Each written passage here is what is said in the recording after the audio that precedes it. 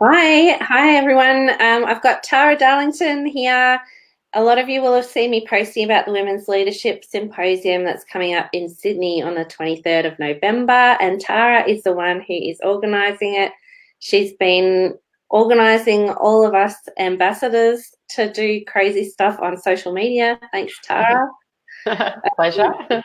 So I just thought I would rope Tara into doing an interview with me as well. Not really payback. I'm not cruel enough. I was given the opportunity to pay Dee back for some of her antics with me the other day too, and I just couldn't bring myself to do it. I need to get a full streak. But anyway, but Tara, thanks for coming on. And I know you're not doing it just because we're family either, although that might have been useful. But I wanted to ask you first of all, because you have come from being a doula and stuff into this work with mothers and women who are leaders in the community and in their families. So can you talk a little bit about your career path of how you got to be where you are? Yeah.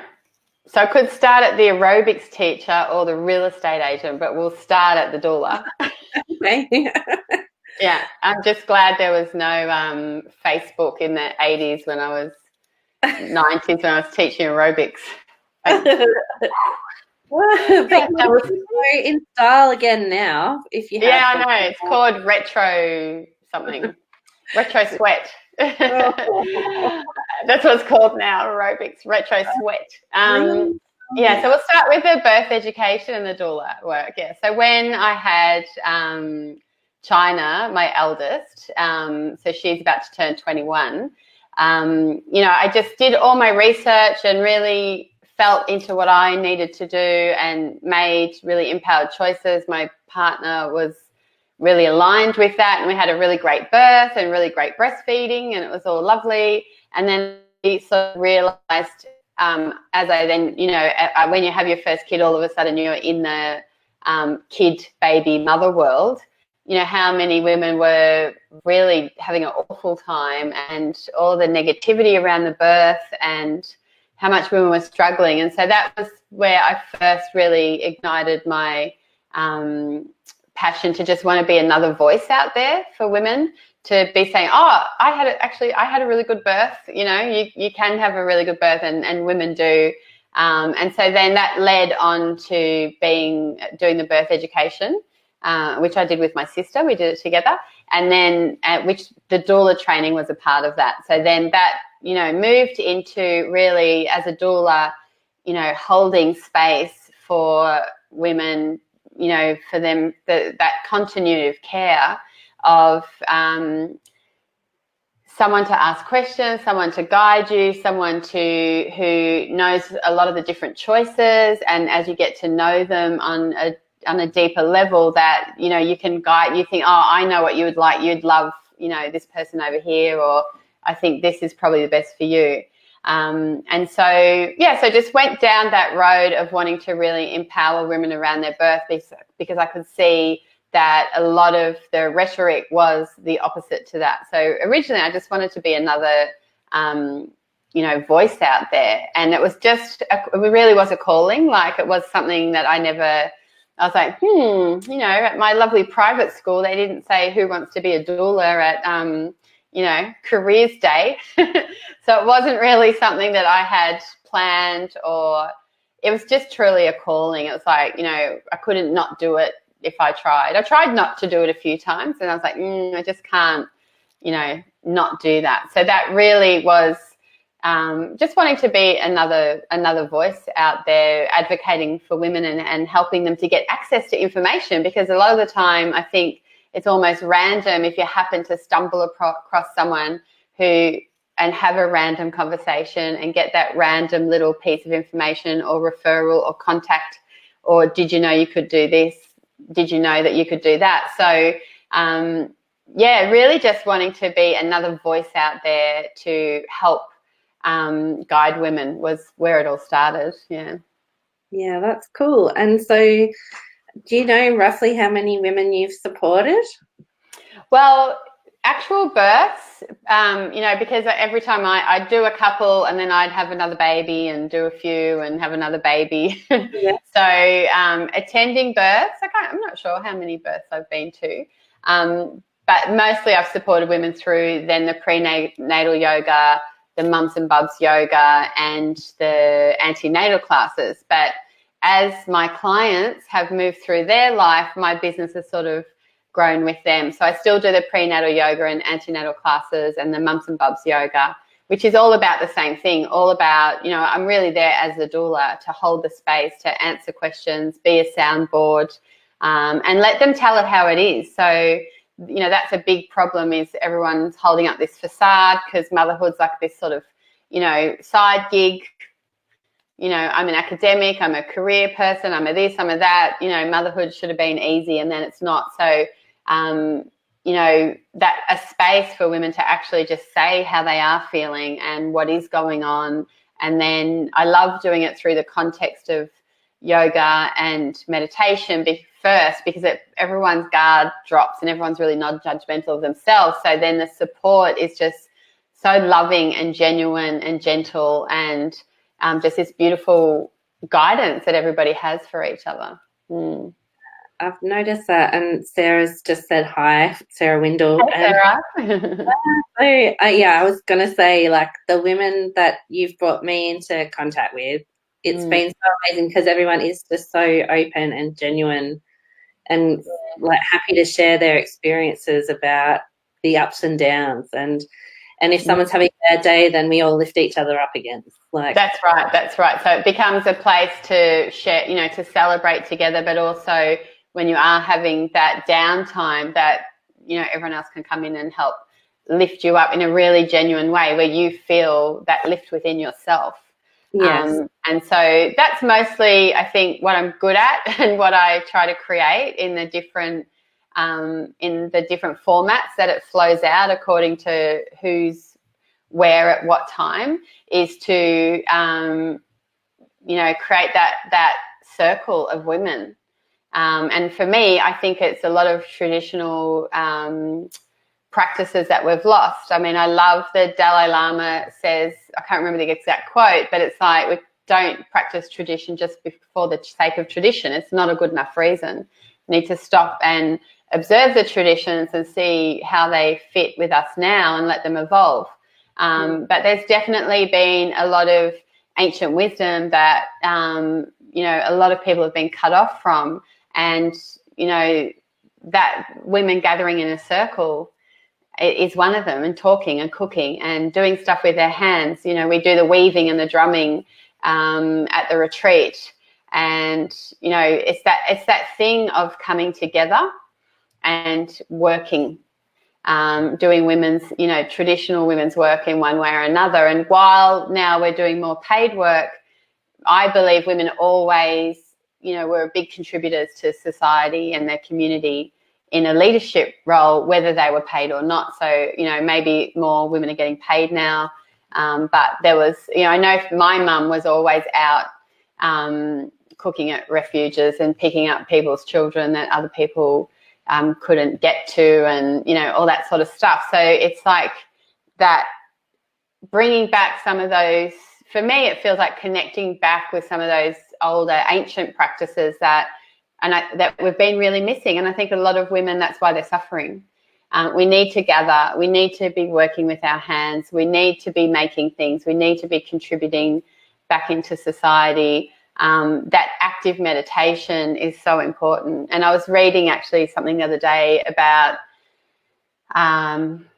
depression and anxiety. And as we've got more modern conveniences, then that community's been lost. So you're just chucking stuff in the washing machine in your own laundry.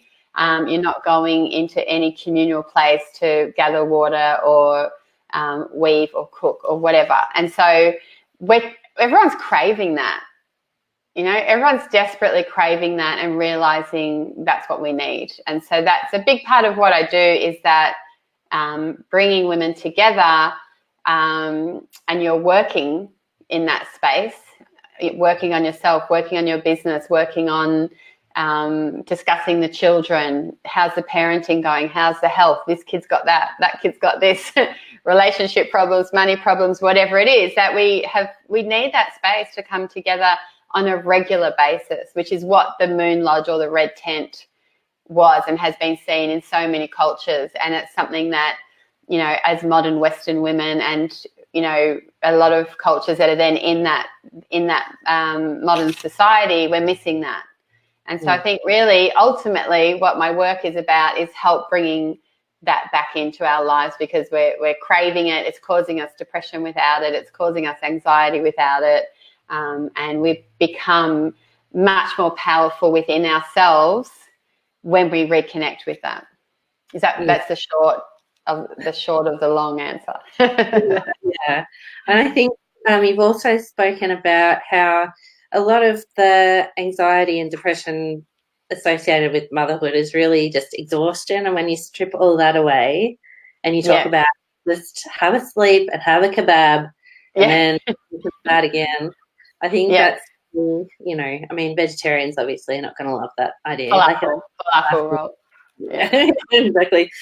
So, you know, that's pretty great. But then it's really true. So, yeah, just so many women are depleted over long term of not looking after ourselves with our periods, not looking after ourselves, like working right up to the end of your pregnancy. Look, some women do that and they're fine, but a lot of women, it's too much.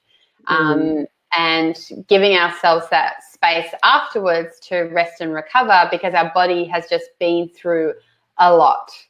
And then a lot of women have had miscarriages or IVF before the pregnancy, before the birth, before the breastfeeding and looking after the baby, that, you know, so we're really not honoring ourselves. And I think reconnecting with that and acknowledging that, then, as you know, like getting that rest, getting your energy back up, starting to do simple things that help you to be present and appreciative of our blessed life that we have, and then things start to shift. And that contribution from others and you contributing back to them is so important. That gathering of women is, I just think it's irreplaceable, really. Yeah. It's a really powerful space, and the energy that's created is amazing. Oh, it really is. It's just, you just create such a bond with people in that space, you know, and it's a lifelong bond. And, you know, we met some people at our antenatal classes that we went to when we had our first baby, and, you know, they're still our friends now, you know. So it's the people that you meet in those big transitions in life that really, you know, do become that lifelong, you know, friends, and you need that too. Yeah, exactly. Come back to those connections that you were talking about and people craving that, but especially through those tricky parts. Yeah, well, we've come to identify with being independent, you know, like being independent young women. I know, you know, at the private school that we went to, you know, that was revered, that these private schools were, you know, creating independent young women. And not to diss that, but then on that journey, we've sort of, you know, the pendulum swung a little bit too far, where now the independence has become feeling isolated, feeling alone, feeling like the weight of the world's on your shoulders, and, you know, you've got to do everything, and if you want to make something happen, you've got to do it. And even when we do get given something, or we do get a leg up or a lift up or some help, then everyone tends to feel guilty about that, because, you know, there's a big identity that's set in there that we need to shift, because, you know, again, the pendulum swung a bit too far. And right now, what I see with the people that I work with, it's not working. You know, everyone's exhausted, everyone's depleted, and the anxiety sets in to try to, you know, keep going. So we really do need to connect back to those simple rituals and routines and habits, and things that we love that help us to stay grounded and centered, and resting and gathering with those types of transition, whether it's your period, birth, on a regular basis, to, you know, fill up your cup, so to speak, is, something that we need to prioritize, because then there's a ripple effect out from that and everything else feels a lot better. Things start falling into place and all of a sudden everything's not so overwhelming. Yeah. And that kind of helps replenish our intuition and put that into gear again, right? Absolutely. That's where our intuition is, right, in that sweet spot. So as we breathe space into our life and slow down and have these pauses, and, the word period comes from the word, it's about to pause, having a breath, having a pause. Then in that space, we're connecting to the present moment. We're not thinking ahead. We're not thinking behind. And as we breathe into that space, the in-between space, that's where there's flow, forward momentum, your intuition, insights are just going to, you're just going to feel it and know it. And the insights are going to drop in, the idea, the next step, the synchronicity. So really, as women, we've got a bit stuck in the micromanaging of life. And in that, we're just focusing on the next thing rather than the space in between the next thing. And that's where we want to try and keep our focus. We want to ebb and flow out of, the space and then the doing, and then the space and then the doing. Yeah. And that's where your intuition is. Yeah. Yeah. And that in turn builds resilience, which I know we've talked about in regards to self-care and how that isn't selfish. It's about being actually and able to give more. Yeah. To build yourself back up again. And that's the inner strength. And then the confidence comes and the self-esteem comes and you hold your energy stronger. So you're not as bought into other people's dramas and stories and what's going on for them. It doesn't mean you're not connected to that and you don't care, but you don't let it start to dictate your life until, you're being pulled this way and that way and you're feeling seasick, by allowing everybody else to, drag you this way and that way. Yeah. Yeah.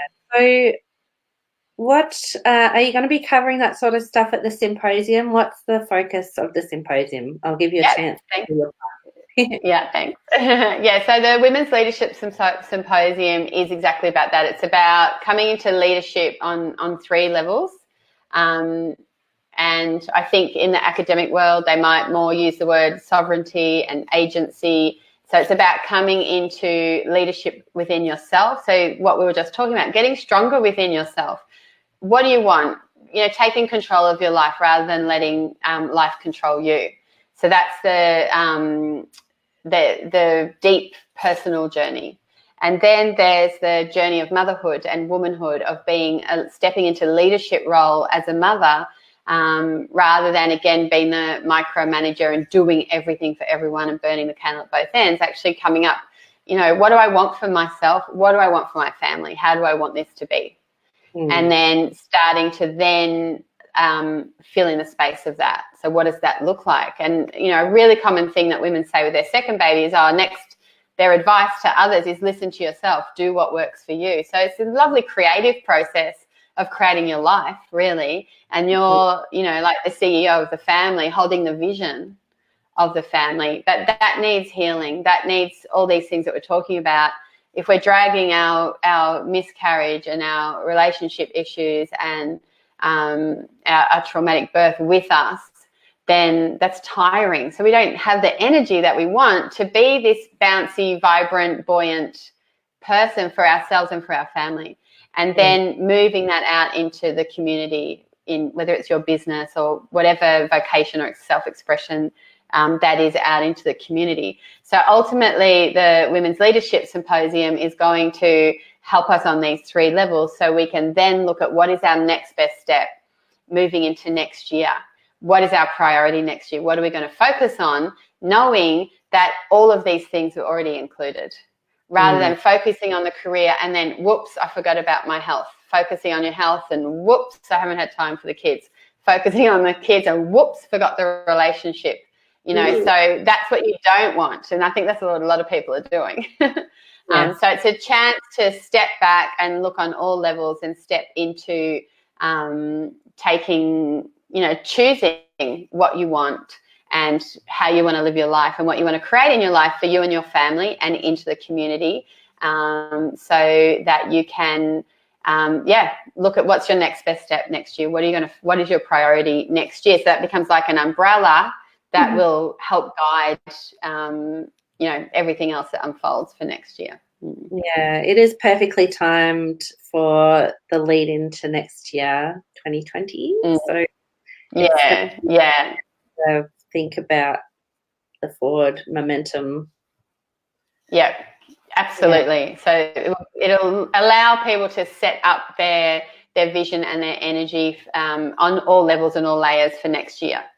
Yeah. Rather than just, as I said, just one thing and then whoops, something else sort of starts to give way because you didn't stop back. And I think mothers don't do that. Mothers don't step back enough, and women don't step back enough and say, how do I want my life to be? How do I want my family to be? What do I want? And we all it's easy to get just dragged along by what comes at you, and being reactive in your life rather than proactive. Yeah. It's good if you've got kind of an idea of where you want to go to, but I've really enjoyed thinking about what do I want, like what kind of space do I want this to be at home, what kind of energy do I want here, and just those basic things, and then everything else kind of flows with that. That's right. And, I've watched you completely transform yourself and your energies back and your vitality and your beautiful space there. That's really, you can see it in the video. It's resonating with you. And these videos have been birthed out of you clearing that space for yourself. So, it's great to be having, you doing the Facebook Lives and the lessons that bring that information to people,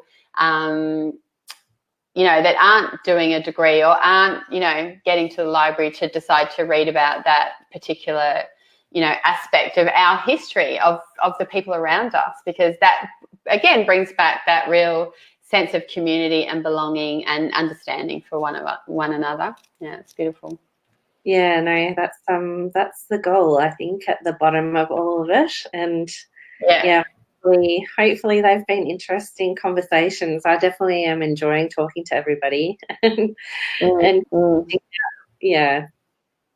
it's been so great to have the support of the people who are in the business incubator program. Those girls are awesome. And are there any other programs that you want to talk about? Yeah, that was really amazing. Well, I've got the Thrive Express coming out shortly, which will be an online membership program. So it'll give you 6 months access to all the little mini programs on money, on self-care, on pelvic floor, on business, meditation, so that you can access them in your own time and get support as well. So there'll be fortnightly live Q&A sessions. So we will have that nice coming together as a group to observe, what's been going on and how it's going. So that'll be coming out soon. Yeah. But in the meantime, we've got the Symposium. So if anyone wants to have a look at that, the website is Whole Woman Revolution, because we're creating a revolution for ourselves. So that's coming up. You've got like a couple of days left to grab your ticket for that. Yes. Oh, cool. So I'll make sure this goes up on YouTube and all that as well today. And April, sorry, oh, man. I was going to say no, it's gone. It's gone. The group sessions will be amazing in the Thrive Express. So yeah, that's right. You just need that space to come and debrief, observe, come back to being really kind to yourself, and working out your next step for that coming week or that coming fortnight. Yeah, cool. All right, well, I should let you go. I've got to go do the kids. Yes. I forgot someone's formula this morning, so I had to do this mad dash. Dash back. Yes. So we've got a house full of kids because of the bushfire school closure. I really we're home, come here, and so Yes. Oh man. So yeah, hopefully are they going to open again tomorrow, or is it going to be closed the rest I'm of the not week? sure yet. They said to check tonight if the school's going to be open tomorrow. Yeah. Mm. Oh well. The kids don't mind because they're just swimming. It's just the adults that have got a bit more of an idea of what's going on out there. Yeah. Yeah. Well, that's for the best. But Yeah. hopefully people stay safe and it passes Mm. quickly. Yeah, absolutely. Need to hopefully there's that weather change that comes through and things settle down quickly. Yeah. Yeah, awesome. All right. Well, thanks, Tara, so much for your time. And yeah, anyone who hasn't booked their tickets to the symposium yet, you really should do that. But also, all the online programs are great for people like me who are interstate and not in Tara's neighbourhood in or around. So, but we've been able to catch up, and it's all fine over the internet, miraculous technology. So, you know, Yeah, it's awesome. stopped it. Yeah. So thanks so much for Mm. everything that you're doing, and it's been a great chat. Oh, thanks, darling. Have a good afternoon. You too. Bye. See ya.